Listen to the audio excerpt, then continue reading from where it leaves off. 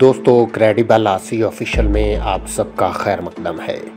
دوستو 1998 کے مئی کی گرمی کی حدت اور سورج کی چمک کچھ زیادہ تھی، یا شاید اس لیے زیادہ محسوس ہو رہی تھی کہ بر صغیر کا سیاسی، دفاعی اور تصوراتی موسم بھی بہت گرم تھا۔ 11 مئی کو جب انڈیا نے پوکھران میں 3 ایٹمی دھماکے کیے تو اس کے فوراً بعد دباؤ پاکستانی حکومت اور فیصلہ سازوں پر آ گیا۔ یہ دو طرفہ دباؤ تھا، اندرونی اور بیرونی۔ عوام تھے کہ انڈیا کے ایٹمی دھماکوں کا جواب دینا چاہتے تھے، اور دنیا کی بڑی طاقتیں پاکستان کو کسی بھی قیمت پر ایسا کرنے سے باز رکھنا چاہتی تھی۔ پاکستانی حکمران ابھی اسی شنچو پن پہ تھے کہ انڈیا نے 13 مئی کو 2 مزید دھماکے کر دیے۔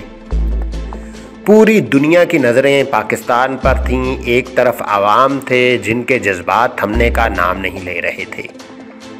بین الاقوامی طاقتیں لالچ اور پابندیوں کی دھمکیوں کے ذریعے پاکستان کو جوابی اقدامات سے باز رکھنے کی کوشش کر رہی تھیں، اور دوسری طرف انڈین حکام اور انڈین حکمران اور سیاستدان صبح شام اشتعال انگیز بیانات کے ذریعے پاکستان کو اکسا اور دھمکا رہے تھے۔ ان دنوں نجی ٹی وی چینلز نہیں ہوا کرتے تھے، لیکن سنسنی پھیلانے کا کام اخبارات، بالخصوص دوپہر اور شام کے اخبارات نے سنبھال رکھا تھا۔ ہر چند گھنٹوں بعد دھماکے ہونے یا نہ ہونے کی شہ سرخیوں کے ساتھ نئے زمیمے گلیوں اور بازاروں میں پھیل رہے تھے۔ پھر بالآخر پاکستان نے 28 مئی کو 5 دھماکے کر کے دنیا کی 7ویں بڑی ایٹمی قوت بننے کا اعلان کر دیا۔ ان دھماکوں کے ساتھ ہی پاکستان کا ایٹمی سفر بھی ایک منزل پر پہنچ گیا جو پچھلی کئی دہائیوں سے مختلف ادوار سے گزرنے اور مشکلات آنے کے باوجود جاری اور ساری رہا تھا۔ دوستو، بات کرتے ہیں پاکستان کے ایٹمی پروگرام کا آغاز کیسے ہوا۔ آزادی کے بعد پاکستان نے ایٹمی ہتھیار بنانے کا عندیہ نہیں دیا، اور سن 1953 میں وزیر خارجہ ظفر اللہ خان جمالی نے سرکاری طور پر ایٹم بم نہ بنانے کا پالیسی بیان جاری کیا۔ تاہم توانائی کی پیداوار کے لیے ایٹمی پروگرام کے آغاز میں دلچسپی ظاہر کی۔ پاکستان نے 1953 میں امریکہ کے ساتھ صنعتی اور پرامن مقاصد کے لیے ایٹمی ٹیکنالوجی کے استعمال اور ری ایکٹر کی تعمیر کی یادداشت پر دستخط کیے۔ 1953 میں ہی امریکہ کی ایٹم فار پیس پالیسی کی حمایت اور بعد میں اس کے ساتھ پرامن مقاصد کے لیے ایٹمی ٹیکنالوجی کے استعمال کی یادداشت کے بعد پاکستان ایٹمی پروگرام کے فروغ کے لیے 1953 میں اٹامک انرجی کمیشن کا باضابطہ قیام عمل میں لایا گیا۔ دوستو، پاکستان نے 1960 اور 63 کے دوران یورینیم کی تلاش کا پروجیکٹ شروع کیا، جس کے تحت لاہور اور ڈھاکہ میں 2 سینیٹرز قائم کیے گئے۔ ڈیرہ غازی خان میں یورینیم کے ذخائر ملنے کے بعد پاکستان اٹامک انرجی کمیشن نے اس کو نکالنا شروع کر دیا۔ 1965 میں پاکستانی اداروں کو علم ہوا کہ بھارت ایٹمی ہتھیار بنانے کی طرف پیش قدمی کر رہا ہے، جس پر اس وقت کے وزیر خارجہ ذوالفقار علی بھٹو اور صدر ایوب خان نے بین الاقوامی اٹامک انرجی کمیشن کے پاکستانی انجینئر منیر احمد خان سے ملاقاتیں کی۔ تاہم وقتی طور پر ایٹمی ہتھیار نہ بنانے کا فیصلہ کیا گیا۔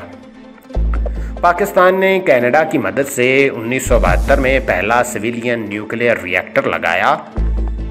سن 1973 میں مشرقی پاکستان کی علیحدگی کے بعد پاکستانی حکام نے یہ سوچنا شروع کر دیا کہ انڈیا سے مقابلے کے لیے ایٹمی ہتھیاروں کا حصول ضروری ہے۔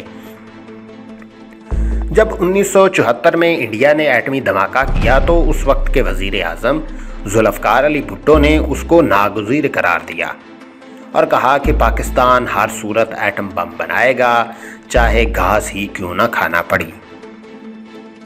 1974 میں کینیڈا نے جوہری عدم پھیلاؤ تنازع کی وجہ سے پاکستان کے ساتھ ایٹمی تعاون ختم کر دیا۔ اسی سال پاکستان نے یورینیم کی افزودگی کے لیے کوہٹا ریسرچ لیبارٹریز قائم کی، اور ڈاکٹر عبدالقدیر نے یورینیم افزودگی پر کام شروع کر دیا۔ 1979 میں امریکہ نے پاکستان کی فوجی اور معاشی امداد یہ کہہ کر معطل کر دی کہ پاکستان کا ایٹمی پروگرام پرامن نہیں رہا۔